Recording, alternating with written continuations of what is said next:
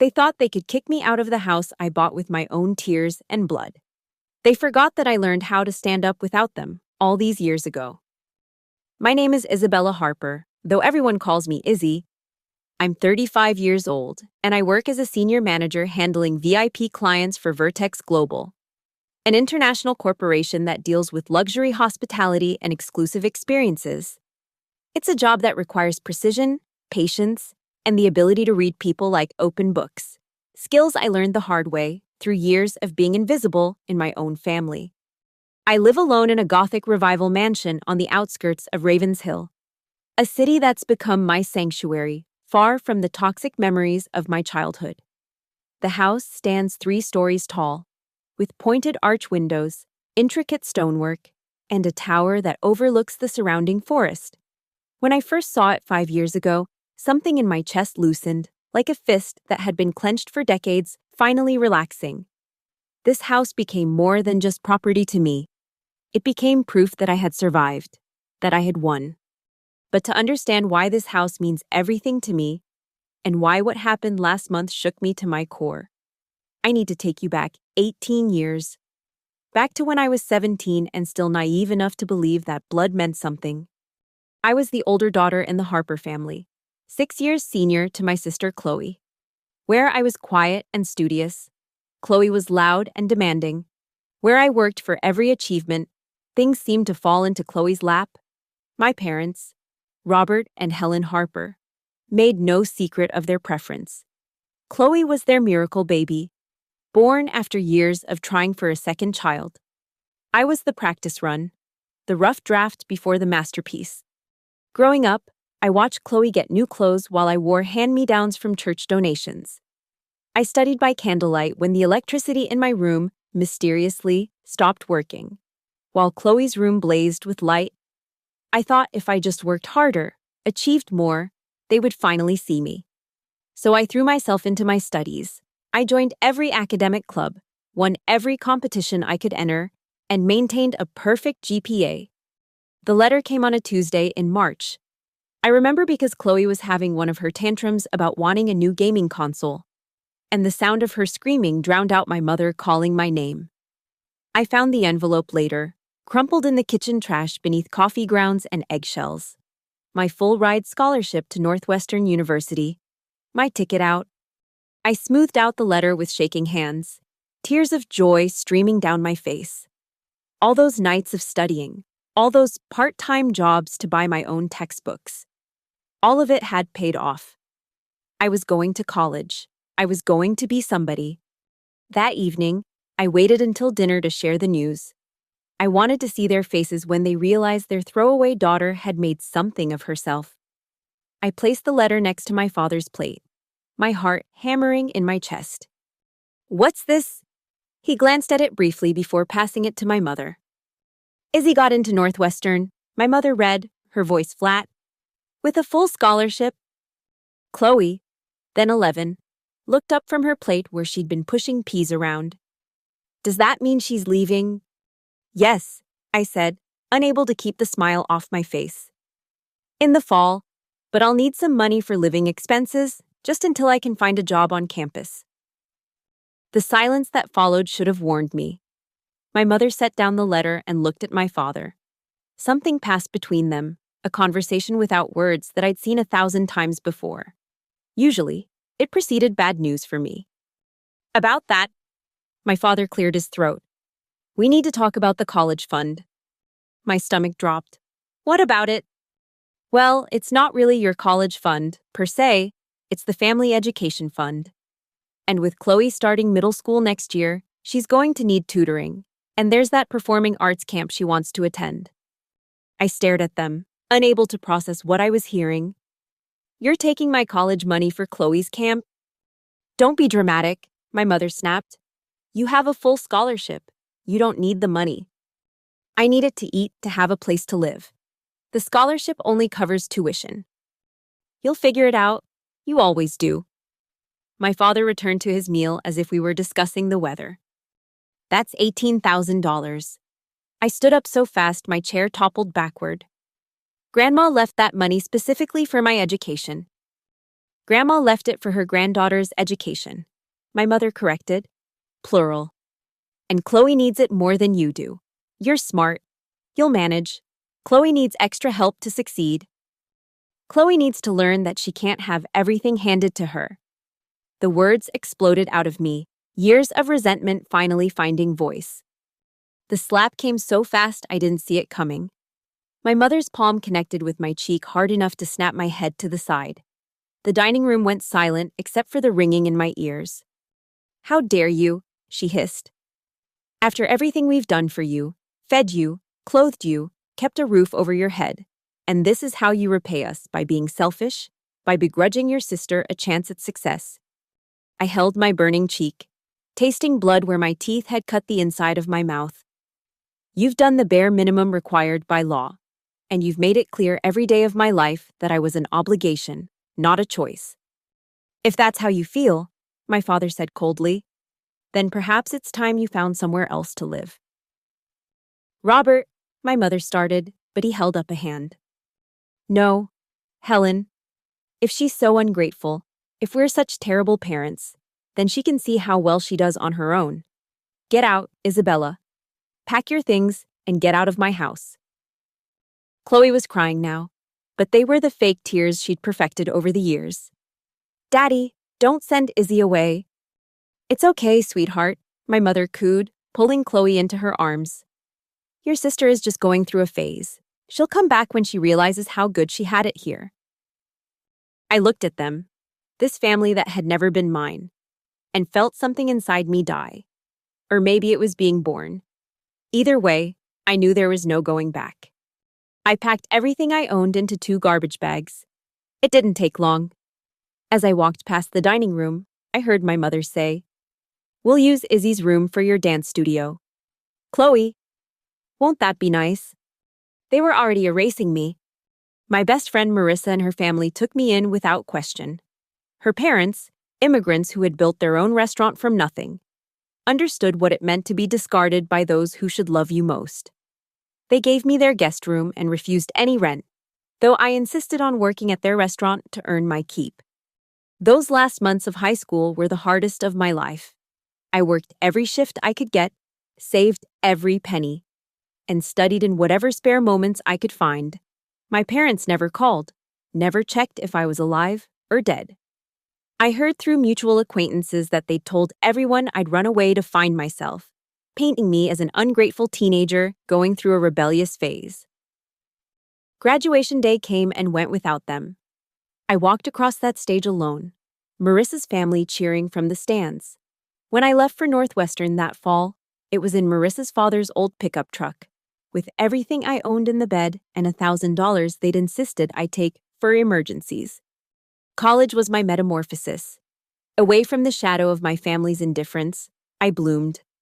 I threw myself into my business studies, networked relentlessly, and took every internship I could find. I waited tables, tutored other students, cleaned offices, anything to keep myself afloat. My professors noticed my drive and began recommending me for opportunities. By senior year, I had 3 job offers. I chose Vertex Global because they offered international training. I wanted to go as far from Ravenshill as possible to build a life so completely separate from my past that it could never touch me again. For 10 years, I traveled the world, learning the business from the ground up. I handled accounts in Dubai, negotiated contracts in Tokyo, and salvaged disasters in London. I became indispensable. When Vertex offered me the position of Senior VIP Relations Manager at their new Ravenshill branch, I almost turned it down. But something in me, some perverse need to prove that I had transcended my origins, made me accept. I returned to the city that had rejected me, not as the discarded daughter, but as a success story. The first thing I did was drive past my childhood home. It looked smaller than I remembered, shabbier. The garden my mother had been so proud of was overgrown, and there was a for sale sign in the yard. I felt nothing. No satisfaction, no sadness. Just emptiness where that family-shaped wound used to be. I bought my Gothic Revival mansion 6 months later. The moment I walked through those massive oak doors, I knew it was mine. Every room spoke of permanence, of belonging, of being chosen. I furnished it slowly, lovingly, each piece selected not for show but for the way it made me feel. Safe, valued, home. For 5 years, I lived in perfect solitude. I had friends, of course, colleagues who became close over wine and shared horror stories of difficult clients. I dated occasionally, though I found it hard to trust anyone who claimed to love me. My work consumed most of my time, and I was good at it. I understood what it meant to feel unseen.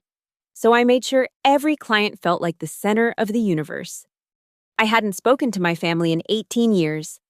I'd heard snippets through the grapevine, Ravens Hill being a smaller city than it seemed. My parents had downsized after Chloe graduated high school. Chloe had gone to community college, dropped out, gone back, dropped out again. She worked retail, quit, worked food service, quit. The golden child, it seemed, had never learned to shine on her own. I thought I had successfully exorcised them from my life. I thought wrong. It was a Saturday morning in October. One of those perfect autumn days where the air is crisp and the leaves look like stained glass against the sky. I was in my study, reviewing contracts for a major event we were hosting, when the doorbell rang. Not the gentle chime I'd installed, but an insistent, demanding buzz that immediately set my teeth on edge. I wasn't expecting anyone. My friends knew to text before coming over, and I never gave out my address to clients. Through the security monitor, I saw 3 figures standing at my gate. My blood turned to ice. Robert Harper had aged badly. His hair, once thick and dark, was now thin and gray, combed over a significant bald spot. He wore an ill-fitting suit that had seen better decades. My mother stood beside him, her face a map of discontent lines, wearing a dress that tried too hard to look expensive. And between them, like a child despite being 29 years old, stood Chloe. My sister had inherited our mother's looks, but none of her careful maintenance. She was soft in the way of someone who had never had to work for anything. Her clothes trendy but cheap, her roots showing through poorly done highlights. She was gesturing animatedly at my house, her mouth moving in what I could only assume was commentary about its size. I could have ignored them. Should have ignored them. But some masochistic curiosity made me press the intercom button. "Can I help you?" The 3 of them jumped, looking around before spotting the camera. My mother stepped forward, a smile stretching across her face that didn't reach her eyes. "Isabella, darling, it's us." Us, as if that word had ever included me. "I can see that. What do you want? Is that any way to greet your family?"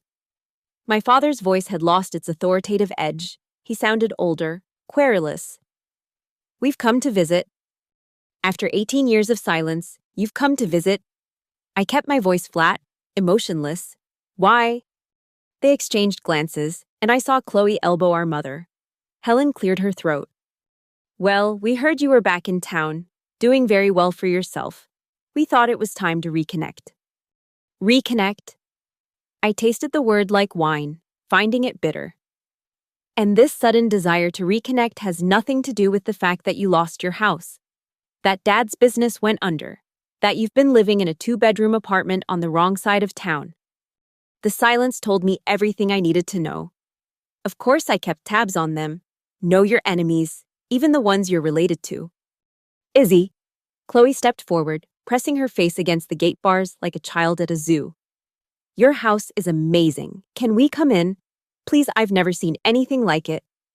Her voice still had that wheedling quality that had gotten her everything as a child. But I wasn't our parents, programmed to give in to her every demand. "No. But we're family." She actually pouted. At 29 years old, she pouted. "No," I corrected. "You're people who share some DNA with me. You stopped being family when you erased me from your lives." "That's not fair." My mother's mask slipped, showing the ugly underneath. "You left. You chose to leave. I was 17. You threw me out because I dared to want to use my own college fund for college. You made me choose between accepting crumbs or nothing. I chose nothing. And I've built something from that nothing, something you have no part in." "Isabella." My father tried his stern voice, the one that used to make me cower. "Stop being childish. We made mistakes. Yes. but you've clearly done well for yourself. Isn't it time to forgive and forget?" I laughed. I couldn't help it. The sheer audacity of showing up at my door after nearly 2 decades, expecting to walk into my life like they hadn't tried to destroy it. "Tell me," I said conversationally, "when you told people I ran away, did you mention it was because you stole my future to fund Chloe's hobbies? When you turned my room into her dance studio before my bed was even cold, did you think of me at all? When you spent years pretending you only had one daughter, did it ever occur to you that I might remember?" More silence. Chloe had stopped pouting and was now looking between our parents with something like confusion. "You said Izzy left because she was selfish. You said she didn't want to share." "She was selfish," my mother snapped. "She had a full scholarship. She didn't need that money. I needed to eat," I said quietly. "I needed somewhere to live. I needed textbooks and supplies and a winter coat because the one I had was 3 years old and falling apart. But you knew that. You just didn't care." "Water under the bridge," my father said desperately. "What matters is we're here now. We want to make amends. Do you want to see if your discarded daughter might be useful now that she has money?" How can you say that? Chloe's eyes welled with tears. Real or fake? I couldn't tell anymore. "We just want our family back together." "We were never together. You had a family. I had a biological obligation. There's a difference." "Fine." My mother's true colors burst through. "Be bitter, be petty, hold on to your grudge like it's precious. But you'll regret this, Isabella. You'll end up alone, and you'll wish you had family to turn to." "I'd rather be alone than surrounded by people who see me as an ATM with DNA. I stepped back from the monitor. "Leave, don't come back. If you show up again, I'll have you arrested for trespassing." I thought that would be the end of it. I should have known better. The Harpers had never been ones to accept defeat gracefully. The calls started the next day. Unknown numbers at first, then numbers I recognized from high school. Aunts and uncles I hadn't spoken to in years suddenly remembered I existed. The message was always the same. Family is family. You should forgive them. They're struggling. You have so much. Don't be selfish. Selfish. That word followed me like a shadow. Selfish for wanting my own college fund. Selfish for not giving them access to my success. Selfish for protecting the life I'd built without them. I blocked the numbers, but more kept coming. Social media messages from cousins who'd never acknowledged my existence before. Emails to my work address about reconciliation and Christian forgiveness. They'd mobilized the entire extended family against me. Then Marissa called. "Izzy, what the hell is going on? Your mom just called my parents." I set down my wine glass hard enough to slosh Merlot onto my granite countertop. "She what?" "She called them crying, saying you've become heartless and cruel, that you won't even let them see your house. She begged them to talk sense into you." "What did they say?" "My dad told her that she had 18 years to be a mother and chose not to. So she doesn't get to play that card now." Then he hung up on her. Marissa paused. "But Izzy, this is escalating. What are you going to do?" What was I going to do? I'd worked so hard to build walls between my past and present. And they were hammering at them with the persistence of termites. I could maintain my boundaries. But at what cost? My professional reputation if they kept contacting my workplace. My peace of mind with constant harassment. "I don't know," I admitted. "I just want them to leave me alone." "They won't. Not when they smell money. You know that, right?" I did know that. The Harpers had always been climbers, always looking for the next ladder to latch onto. When I was useless to them, they'd discarded me. Now that I had something they wanted, they'd rewritten history to make themselves the victims. The siege continued for 2 weeks. Every day brought new flying monkeys, new guilt trips, new attempts to breach my defenses. I started working from home to avoid potential ambushes at the office. I installed additional security cameras after finding my father trying to peer through my windows. I lived like a prisoner in my own home. The sanctuary I'd built turned into a fortress. Then Chloe played her ace. The doorbell rang on a Thursday evening. I almost ignored it. but something made me check the monitor.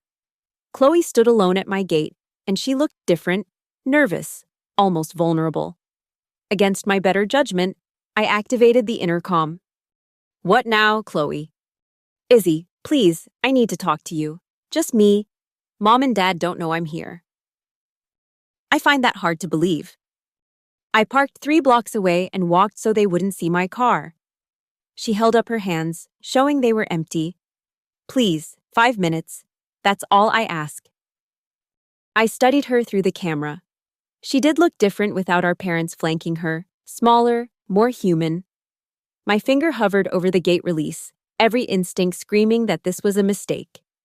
I pressed it anyway. She walked up my driveway slowly, taking in the landscaping, the architecture, the obvious care that had gone into every detail. When I opened the front door, she stopped at the threshold like a vampire waiting for permission to enter. "It's even more beautiful up close," she said softly. "What do you want, Chloe?" "Can I come in? Please, I promise I'll leave whenever you say." I stepped aside, and she entered my home. I watched her take in the foyer with its soaring ceilings and restored chandelier, the glimpse of the library through French doors, the artwork I'd collected during my travels. Her expression was unreadable. I led her to the front parlor, the most formal room in the house. I didn't offer refreshments. This wasn't a social call. "You have 5 minutes," I said, sitting in an armchair that put the coffee table between us. Chloe perched on the edge of the sofa, her hands twisting in her lap. For a moment, she looked like the little girl who used to follow me around before our parents taught her I was less than. "I'm getting married," she blurted out. I blinked. Of all the things I'd expected, that wasn't one of them. "Congratulations. His name is Derek. He's a good guy. Works in IT, makes decent money." She smiled, and it almost looked genuine. "He doesn't know much about our family, about what happened." "What did happen, according to you?" She flinched. "Mom always said you were jealous of me, that you couldn't stand sharing the spotlight, but—" She trailed off, biting her lip. But I've been thinking, remembering, you never had a spotlight to share. Did you? I had everything, and you had whatever was left over." I said nothing, waiting to see where this was going. "I remember when you got that scholarship," she continued. "I was excited because I thought it meant you'd be happy. You were always so sad, even when you smiled. But then you were gone. And Mom turned your room into my studio, and we weren't supposed to talk about you anymore." "Must have been hard for you," I said, unable to keep the sarcasm out of my voice. "It was, actually." She met my eyes. "Because I lost my sister, the only person who ever told me no. And without you there, I never learned anything, really. Mom and Dad gave me everything, and I never learned how to earn it myself." This was not the conversation I'd expected to have. "Why are you telling me this?" "Because I want to break the cycle. Derek and I are going to have kids someday. And I don't want to be the kind of mother ours was, playing favorites, pitting children against each other. I want to do better." "That's admirable, but it doesn't explain why you're here." She took a deep breath. "I want to have my engagement party here, in your house." The laugh escaped before I could stop it. "You're joking." "I'm not. Hear me out. Please." She leaned forward, earnest in a way I'd never seen before. "Mom and Dad are broke, like, really broke. They can't afford to host anything, and Derek's family's even worse off. I've been saving for months just to afford a dress." "And you think I should foot the bill for your party?" No, I'd pay for everything. Food, decorations, cleaning, everything. I want one perfect night. One memory that isn't tainted by their disappointment that I'm not marrying rich, that I'm not saving them from their mistakes. And," she hesitated, and I want them to see what you've built, what you've become without them. I want them to stand in this house and realize that they threw away gold for fool's glitter." I sat back, studying my sister. Was this manipulation a long con orchestrated by our parents, or was this genuine? They put you up to this, I said flatly. They don't even know I'm engaged. She pulled out her phone, showing me a modest ring on her finger in a photo. I've been hiding it for 3 weeks because I know they'll ruin it. They'll tell me Derek isn't good enough, that I should aim higher, that I'm wasting my potential. You know, all the things they never told me when it mattered. And you think having your party here will, what, exactly, show them up? Make them treat you differently? No. Her voice was quiet. I think it will show me that I can make one decision they can't control. That I can have one thing that's mine, even if I have to beg my estranged sister for it. We sat in silence. I could hear the grandfather clock in the hallway ticking, counting out the seconds of this surreal moment.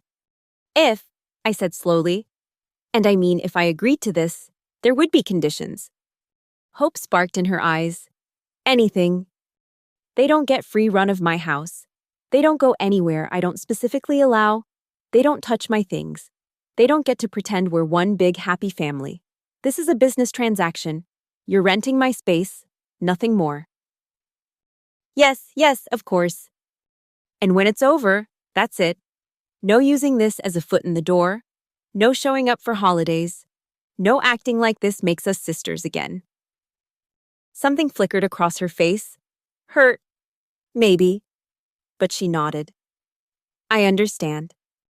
I'll think about it. You'll have my answer by Monday. I showed her out, my mind spinning. Was I actually considering this, letting them into my sanctuary? But something about Chloe's confession had stirred an emotion I thought I'd buried. Not quite sympathy, but recognition. Maybe.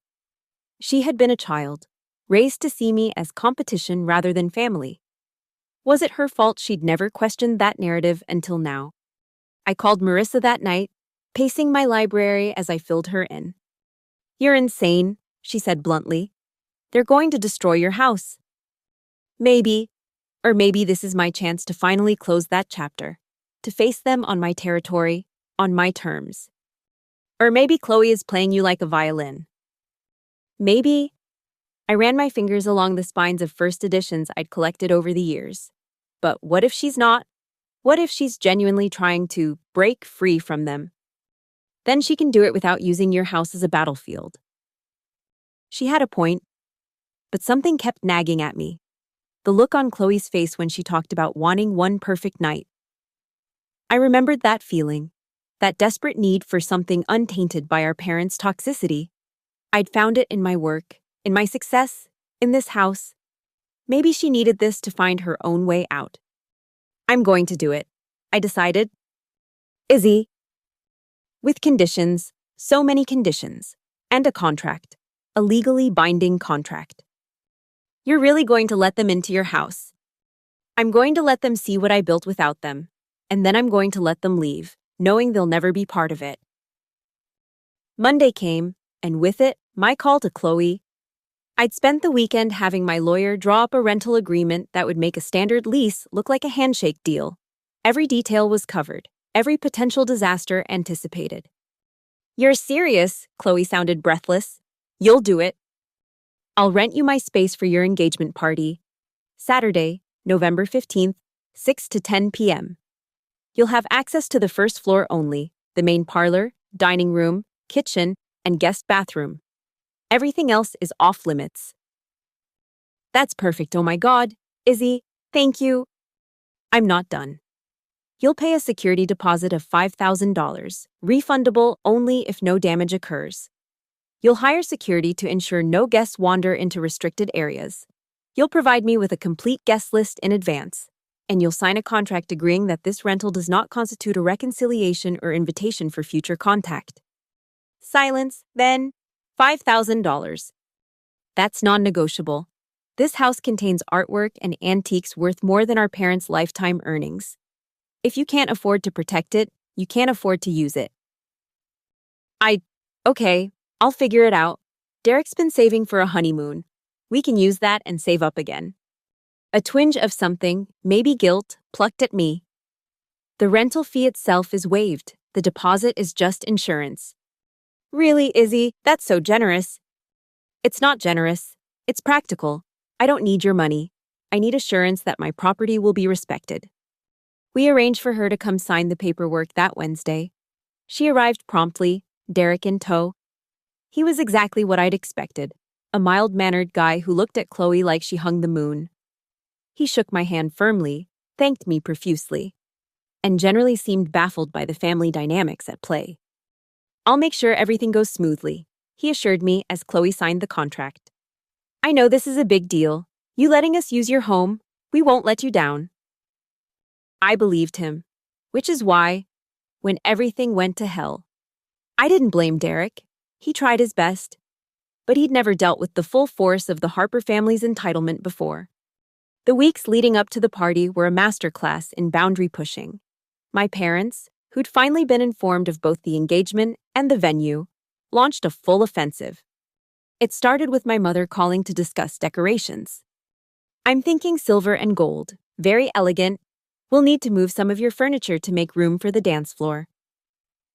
"There will be no dance floor. Chloe has access to the existing space as is. No furniture will be moved." "Don't be ridiculous. How can we have a party without dancing?" "That's Chloe's problem to solve within the terms of our agreement." "Our agreement, Isabella. This is your sister's engagement party, which is why I'm allowing her to rent my venue at no charge. The contract she signed is quite clear about the terms." "Contract? You made your own sister sign a contract." "The sister who I haven't spoken to in 18 years. Yes, I did, just as any venue would." She hung up on me. It wasn't the last call. My father tried the guilt approach. "Your mother is beside herself. She just wants to make this special for Chloe."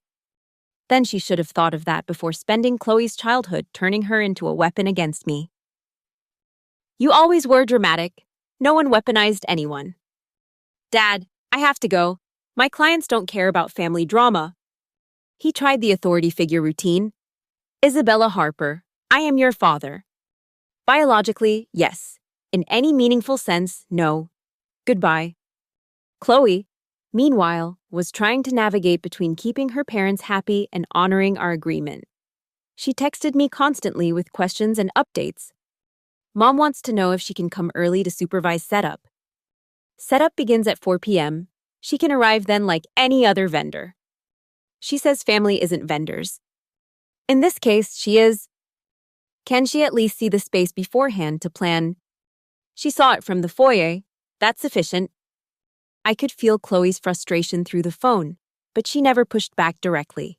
She was learning to manage our parents, and I wondered if this whole exercise was as much about that as it was about her engagement. The week of the party, things escalated. My mother showed up at my office, dressed in her Sunday best, playing the concerned parent for my colleagues. "I just wanted to discuss my daughter's engagement party," she told the receptionist loudly enough for half the floor to hear. Since she won't return her own mother's calls, I emerged from my office, professional smile firmly in place. "Mrs. Harper, how unexpected. I'm afraid I'm in the middle of client meetings. If you have concerns about Saturday's event, please direct them to Chloe. Chloe says you're being unreasonable about the arrangements." Chloe signed a contract outlining the arrangements. If she finds them unreasonable, she's free to find another venue. My colleagues were watching with poorly concealed interest. Helen Harper had miscalculated. In my professional space, I held all the power. "Perhaps we could discuss this privately." She'd noticed her audience wasn't sympathetic. "I'm afraid that's impossible. As I said, I have clients waiting. Security can show you out." Her face flushed. "Security, I'm your mother." "No," I said calmly. "You're a woman who gave birth to me. There's a significant difference. Good day, Mrs. Harper." I returned to my office, leaving her sputtering in the lobby. By the time security arrived, she'd already stormed out. But the damage was done. Now my workplace knew I had family drama, something I'd kept carefully hidden for years. My boss, Janet, knocked on my door an hour later. "Everything okay, Isabella?" "Family issues. I apologize for the disruption." "The mother you've never mentioned in 5 years showed up at your office. That's more than family issues." I gave her the abbreviated version.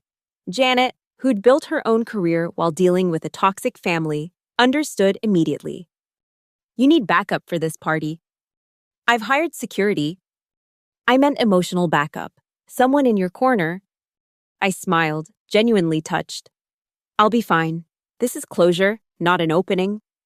But as Saturday approached, I wondered if I'd made a terrible mistake. The house that had been my sanctuary now felt like a fortress about to be breached. I found myself walking through the rooms, memorizing their piece before the invasion.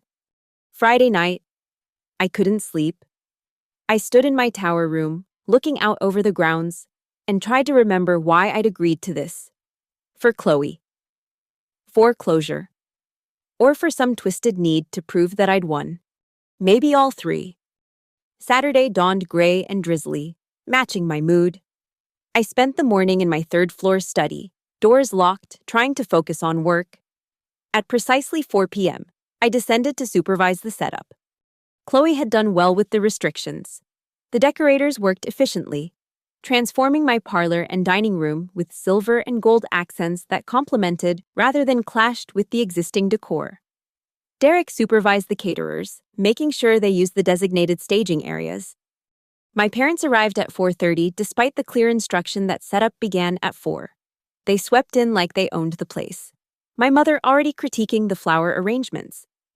The roses should be higher. And why are there no balloons? Every party needs balloons. Mrs. Harper, Derek intervened smoothly. The arrangements are exactly as Chloe requested, no changes without her approval. My father had wandered toward the library doors. I intercepted him. The library is off limits, as specified in the contract. I just wanted to see your book collection. I remember how you always loved reading. Do you, because I remember you selling my books at a garage sale while I was at school, said I had too many and they were cluttering the house. He had the grace to look uncomfortable. That was a long time ago. Yes, it was. And yet here we are, with you still trying to access spaces where you're not welcome. The security guards I'd hired, 2 off-duty police officers, took their positions at 5:30. I briefed them on the restricted areas and gave them photos of potential problem guests, starting with my parents. If anyone tries to access the second or third floors, or any rooms besides those designated, escort them out immediately, no exceptions. Chloe overheard and bit her lip. Izzy, they're going to behave, I promise. I'm sure they will. The security is just insurance, like the deposit. By 5:45, I was back in my study. I'd made it clear I wouldn't be attending the party itself. This was a rental, not a family reunion. I had cameras throughout the public areas, monitored from my computer. I could watch without being seen, like a ghost in my own home. The guests began arriving at 6. I recognized some faces from high school. Aunts and uncles who'd ignored my existence for 2 decades. Cousins who'd unfriended me on social media when I wouldn't lend them money. They all gasped appropriately at my home, whispered about how well I'd done, wondered aloud why I wasn't there to greet them. She's working, I heard Chloe explain repeatedly. You know Izzy, always putting career first. My mother had stationed herself near the entrance, playing grande dame, accepting compliments on the house as if she'd had anything to do with it. We always knew Isabella would do well, she told my Aunt Patricia. We raised her to be independent. I almost choked on my wine. Raised me to be independent. They'd raised me to be invisible. For the first hour, things went smoothly. Derek made a lovely toast to Chloe. The food was enjoyed. Conversations flowed. I began to relax slightly. Then I heard it, my mother's voice, coming not from the parlor, but from the stairwell camera. I just want to see where she sleeps. What's the harm? She was standing at the foot of the main staircase, gesturing up toward the second floor. My father was with her, along with Aunt Patricia and 2 cousins. Ma'am, the upper floors are off limits. The security guard, Officer Chen, blocked their path politely but firmly. This is my daughter's house. I have every right to see it. Not according to the rental agreement. Please return to the party.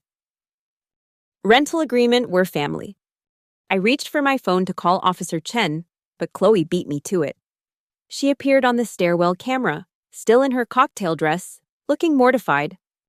Mom, please, you're making a scene. I'm not making a scene. This glorified rent-a-cop is keeping me from seeing my own daughter's home. Because Izzy said the upstairs is private. You agreed to this. I agreed to nothing. This whole arrangement is ridiculous. Contract this, security that. What kind of person treats their own family like criminals? The kind whose family stole from her and threw her out, I said aloud, though they couldn't hear me. Derek appeared next, trying to defuse the situation. But my mother was building up steam. Years of resentment at being excluded from my success finally boiling over. She thinks she's so much better than us now. Too good for the family that raised her. Well, let me tell you something. She pointed at Officer Chen. That girl was nothing before we made her something. Nothing. And this is how she repays us. The other guests were starting to notice the commotion. People drifted toward the foyer, drinks in hand, ready for drama. Helen, my father tried to intervene, but she shook him off. No, Robert, I'm tired of tiptoeing around her feelings. She owes us. We fed her, clothed her, kept a roof over her head for 17 years. And what thanks do we get? She runs off the first chance she gets and forgets we exist. You threw her out, Chloe's voice cracked. You threw her out because she wanted to use her college fund for college. Silence, the kind that feels alive, breathing with all the things that had never been said. My mother turned on Chloe. Don't you dare take her side. Everything we did was for you, to give you opportunities. Opportunities I wasted because you never taught me how to work for anything. Because you were so busy making sure Izzy knew she was second best that you forgot to make me first. I sat frozen, watching my sister defend me for the first time in our lives. That's enough. My father's authority voice, the one that used to make me small. We're leaving. We're not leaving, not until I see what my daughter has been hiding up there. What's so special that her own mother can't see it? She tried to push past Officer Chen. That was a mistake. He gently but firmly moved her back, and she lost her balance in her cheap heels, stumbling against my father. He assaulted me. Did you see that he assaulted me? Ma'am, I did no such thing. But if you continue to attempt to access restricted areas, I will have to escort you out. This is false imprisonment. I'll sue. Mom, stop. Chloe looked near tears. Please, just stop. You're ruining everything. I'm ruining everything. I'm not the one who turned family into a business transaction. Derek stepped forward. Mrs. Harper, I think it would be best if you and Mr. Harper left. We can celebrate another time when everyone's calmer. Don't you tell me what to do. You nobody. You think you're good enough for my daughter. You can't even afford a proper engagement party. The slap of those words hit everyone. Derek's face went red, then white. Chloe made a sound like a wounded animal. How dare you, she whispered. Then louder. How dare you? Derek is worth 10 of you. He loves me for me, not for what I can do for him. He's never asked me to choose between him and my family. He's never made me feel like I'm not enough. Chloe, my mother's voice turned wheedling. Sweetheart, I didn't mean. Yes, you did. You always mean it. Every cruel word, every comparison, every time you made me feel like I had to earn your love by being better than Izzy. Well, guess what? I was never better than her. I was just more convenient. She turned to Officer Chen. Please escort my parents out. They're no longer welcome at my engagement party. The explosion was immediate. My mother screaming about ungrateful children. My father threatening to disown Chloe. Aunt Patricia trying to mediate. Cousins filming on their phones. And through it all, Derek standing steady beside Chloe, his hand in hers. Officer Chen and his partner efficiently herded my parents toward the door. They went, but not quietly. My mother's parting shot, delivered at top volume, was a masterpiece of manipulation. When you end up alone like your sister, don't come crying to us. We won't be there, just like she wasn't there for us. The door closed on her words, but they hung in the air like smoke. The remaining guests stood in awkward clusters, unsure whether to continue celebrating or flee. Chloe took a shaky breath and addressed the room. Thank you all for coming to celebrate with Derek and me. Please, enjoy the party. I need a moment. She headed for the stairs. Officer Chen looked uncertain. It's okay, I said into my phone. Let her come up. I met her at the top of the stairs. She looked at me, mascara streaking down her cheeks, and laughed bitterly. Well, that went well. Come on, I said, leading her to my sitting room. Let's get you cleaned up. She sat on my sofa, accepted the tissue I offered, and looked around the room with wonder. It's beautiful. Everything is beautiful. You built something beautiful without us. I built something beautiful because of you, all of you. You taught me exactly what I didn't want my life to be. I'm sorry, she said quietly, for all of it. For being the golden child. For not questioning why. For taking so long to see what they did to you. You were a child. It wasn't your fault. But I'm not a child now. And I still let them. She gestured helplessly toward the stairs. I wanted one night, just one night where they could be normal parents at their daughter's engagement party. I should have known better. We always think this time will be different. That's what makes us human. And sometimes, stupid. She laughed, watery but genuine. Derek's probably freaking out. Derek's fine. He's handling the guests like a pro. You picked a good one. I did, didn't I? She dabbed at her eyes. He doesn't care that I'm a failure, that I never finished college, that I can't hold a job. He just loves me. You're not a failure. You're a work in progress. There's a difference. Is there? Trust me, I've been both. We sat in comfortable silence, probably the first we'd ever shared. Finally, she stood. I should get back. It's my party, after all. Chloe. I stopped her at the door. The offer stands. Use the house for your wedding. No parents invited. Her eyes widened. Really, after tonight? Especially after tonight. You stood up to them. That deserves celebrating. She hugged me. Quick, awkward, but genuine. Then she was gone, back to her party, back to her life. I returned to my study and my cameras. The party had recovered. Guests mingling and laughing, pretending the drama hadn't happened, or, more likely, filing it away for future gossip. Derek and Chloe moved through the crowd together, a united front. At 10 o'clock, the guests departed on schedule. The cleaning crew arrived, efficient and thorough. By midnight, my house was mine again. No trace of the evening's festivities except for the lingering scent of roses. I walked through the rooms, checking for damage. There was none, even in their fury. My parents hadn't managed to break anything. Maybe they'd finally learned that some things, once broken, couldn't be fixed with demands or guilt or manipulation. Chloe texted me the next day. Security deposit returned in full. Thank you for everything. Thank you for standing up to them. Lifetime achievement unlocked. What's my prize? A wedding venue, apparently.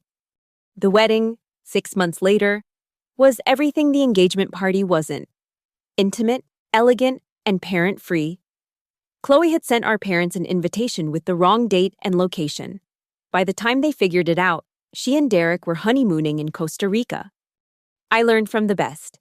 She told me at the reception, raising her champagne in a toast. Sometimes the only way to win is not to play. I thought that was the end of the story. Chloe and I developed a cautious friendship, built on mutual understanding of what we'd survived. Derek became the brother-in-law I'd never expected, but genuinely liked. They visited occasionally, always calling ahead, always respecting boundaries. My parents, predictably, painted themselves as victims to anyone who would listen. They'd been betrayed by both daughters, abandoned in their time of need, denied the basic rights of parents. The family flying monkeys eventually gave up when I continued to ignore their pleas for reconciliation. But the universe wasn't done with its lessons. 3 years after the engagement party, I received a call from an unknown number. I almost didn't answer, but something made me pick up. Isabella Harper. Yes. This is St. Mary's Hospital. You're listed as the emergency contact for Robert Harper. He's been in an accident. The world tilted. I'm what? His emergency contact. He's in critical condition. We need you to come in to discuss treatment options. There must be a mistake. I haven't spoken to my father in years. He was very clear when he was admitted. Isabella Harper, his daughter. He said you'd have power of attorney. I didn't have power of attorney. I didn't have anything connecting me to Robert Harper except DNA and bad memories.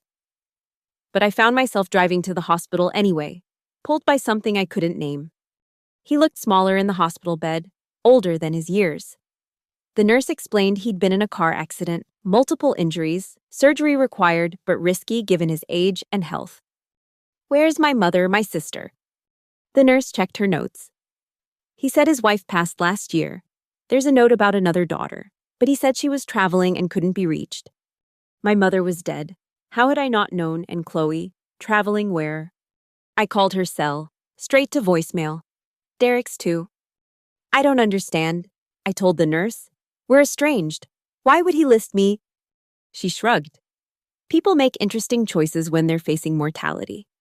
I stayed because someone had to, not for him, but for the human being lying broken in that bed. I signed the surgery consent forms with hands that shook, sat in the waiting room among other worried families, drank terrible coffee, and wondered what the hell I was doing. He survived the surgery. When he woke, I was there, not sure why. Isabella. His voice was a whisper. You came. Why did you list me as your contact? No one else. He struggled with each word. Helen's gone. Heart attack. Very sudden. Chloe. Chloe hasn't spoken to me since the wedding. The wedding you tried to crash? A weak nod.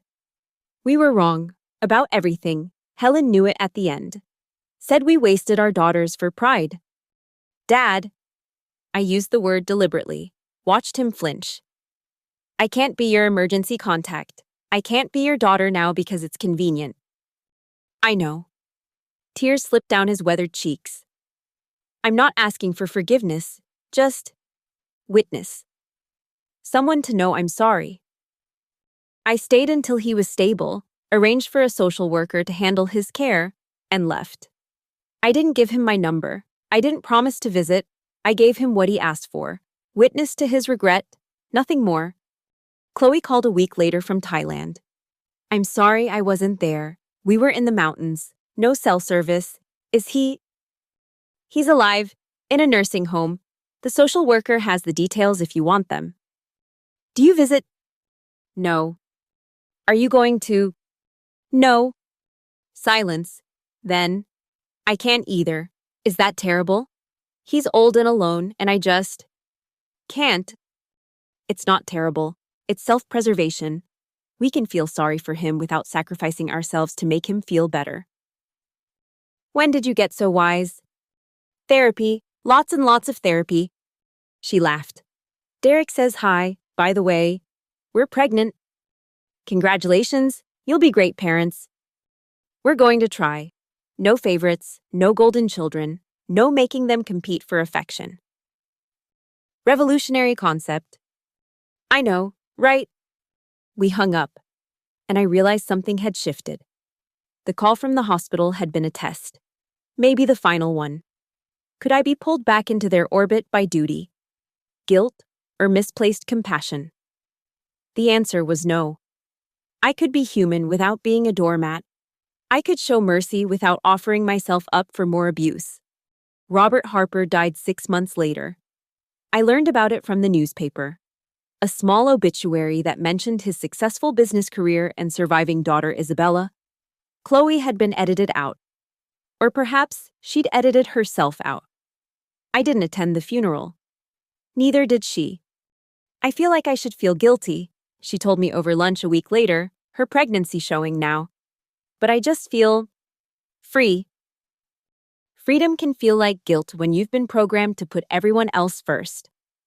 Is that more therapy talking? Years of it. Maybe I should try it. Maybe you should.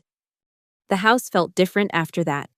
Not haunted by the past, but finally, truly, mine. I redecorated the parlor, exercising the last memories of that disastrous engagement party. I hosted dinner parties for chosen family, the friends who'd stood by me when blood relatives hadn't. I dated a man named Marcus who understood boundaries and didn't push for more than I could give. Chloe had her baby, a girl she named Sarah after no one in our family. Clean slate, she explained. No expectations except to be herself. I became Aunt Izzy, a title I wore with cautious pride. Sarah would grow up knowing me as the aunt who lived in the Gothic mansion, who traveled the world, who'd built something from nothing. She wouldn't know, until she was much older, the price of that building. 5 years passed, then 10. The memories faded from sharp pain to dull ache to distant echo. I built my life layer by layer, choice by choice, boundary by boundary. The house grew around me, filled with art and books and photographs of places I'd been, people I'd chosen to love. Sometimes, on quiet nights, I thought about that 17-year-old girl crying over a crumpled scholarship letter. I wished I could tell her it would be okay, better than okay, that the family who threw her away had actually set her free, that she would build something beautiful from the wreckage they left behind. But she wouldn't have believed me. She had to live it to understand it.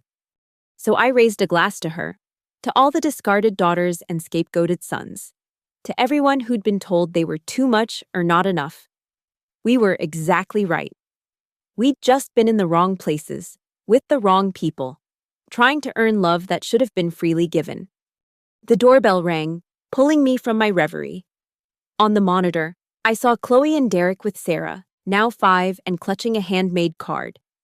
Aunt Izzy, she called out, bouncing on her toes. We made you something. I opened the door to my chosen family, the one built on respect and boundaries and genuine affection. Sarah rushed in, throwing her arms around my legs. It's a thank you card, she announced. Mommy said you gave her the best present ever. Oh, what was that? Chloe smiled. That genuine smile I'd learned to distinguish from the performative one. You showed me I could say no. That love isn't supposed to hurt. That family is what you make it. That's a big present, I said, kneeling to Sarah's level. What do you think family is? Sarah considered this seriously. People who love you even when you're grumpy, and who don't make you feel bad for being yourself, and who have really cool houses with towers. Out of the mouths of babes, Derek murmured. I led them inside, Sarah immediately running to the library where I kept a special shelf of children's books just for her. This was family, messy and complicated and chosen, built on the ashes of what came before but not defined by it. The Gothic mansion that had once been my fortress had become something else. A haven, a place where broken people could heal, where boundaries were respected, where love was given freely but never demanded. That night, after they'd gone, I stood in my tower room looking out over the lights of Ravenshill, somewhere in this city, in a nursing home I'd never visited. My father had died alone. Somewhere else. My mother lay in a grave I'd never seen. They'd created 2 daughters and lost them both through their own choices. But Chloe and I had found each other in the wreckage, not the sisters we were supposed to be, but the ones we chose to become. It wasn't a fairy tale ending. It was better. It was real. I thought about the girl I'd been, so desperate for scraps of affection that I'd convinced myself crumbs were a feast. She'd believed she had to earn love through achievement, through perfection, through making herself smaller to fit into spaces that were never meant for her. It had taken me years to understand that love wasn't supposed to be earned, it was supposed to be given. And if someone made you jump through hoops for basic affection, they weren't offering love at all. They were offering control dressed up in prettier clothes. The house settled around me, old bones creaking in the wind. But it wasn't a lonely sound anymore. It was the sound of survival, of something built to last, of walls that protected rather than imprisoned. Tomorrow, I'd wake up in my sanctuary. I'd go to work at a job I'd earned. I'd have lunch with friends who knew my worth. I'd text with my sister about her daughter's latest adventure. I'd live the life I'd built, brick by brick, choice by choice. But tonight, I raised one final glass. To the parents who'd taught me exactly who I didn't want to be. To the sister who'd finally learned to see. To the house that had witnessed our reckoning and remained standing. And to every person who'd ever been told they weren't enough, you are. You always were. Sometimes the people who should see it first are the last to know. The past was done, I'd given it its due, faced it down, and walked away intact. Whatever came next, I'd meet it as myself, not the discarded daughter or the family scapegoat or the sister who'd been erased. Just Isabella Harper, Izzy, myself. It was enough. More than enough. It was everything.